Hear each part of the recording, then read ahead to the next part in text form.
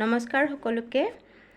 আজি মই আপোনালোকৰ এটা সকলোৰে কমন সমস্যা যিটো হৈছে পিম্পলছৰ সমস্যা। বহুতে এই সমস্যাটোত ভুগি থাকে আৰু যেতিয়া মানে স্কিনত পিম্পলছ থাকে আমাৰ কনফিডেন্সটো অলপ নাথাকে, মানে ভাল নালাগে ন নিজৰে। চ' যদিহে আপোনালোকে এনেকুৱা ধৰণৰ পিম্পলছৰ সমস্যাত ভুগি আছে তেনেহ'লে আপুনি আমাৰ এই ডিটক্স টেবলেটটো যিটো নিমপাত আৰু ত্ৰিফলাৰ গুড়িৰে বনোৱা গৈছে। সাধাৰণতে মানে কি হয়, পিম্পলছ যেতিয়া হয় আমাৰ পেটটো যেতিয়া চাফা নাথাকে, লিভাৰৰ যদি অকণমান কিবা প্ৰব্লেম থাকে তেনেবোৰ ক্ষেত্ৰতো পিম্পলছ হোৱা দেখা যায়। বা ধূলি মাকতি লাগিলেতো সেইটো হ'ব, সেইটো বেলেগ কথা, কিন্তু ভিতৰৰ কিছুমান প্ৰব্লেম থাকিলেও আমাৰ পিম্পলছটো আহে।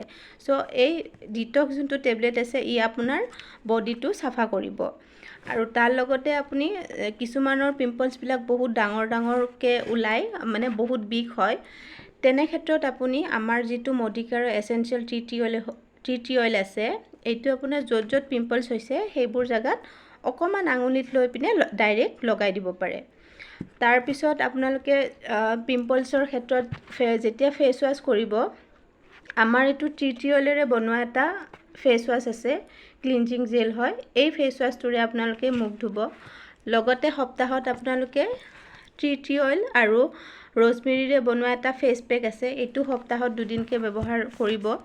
আৰু আপোনালোকে যি মুখত মইশ্চাৰাইজাৰ ক্ৰীম সেইবোৰ সানি আছে, কেইদিনমানৰ কাৰণে সেইবোৰ এভইড কৰি আমাৰ যিটো এল'ভেৰা মানে ফেয়াৰনেছ জেল আছে, এইটো এল'ভেৰাৰে তৈয়াৰী আৰু ইয়াতে SPF 14 দিয়া আছে।